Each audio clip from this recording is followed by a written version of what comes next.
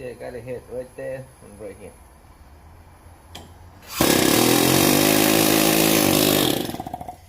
See, it just came loose. It's never that easy. It just happened to be today. Maybe because I'm doing the video. And hold on. If you're not sure if that's your problem, don't cut the wire. I know that's the problem, so even if it's not the problem, I am changing it. Make sure you put the plate back on. Just clean and put it on, because the space of the plate, in some cars they give you a problem on the caliper. So even that looks that ugly, put it on, put it back on. Now we have it. Now we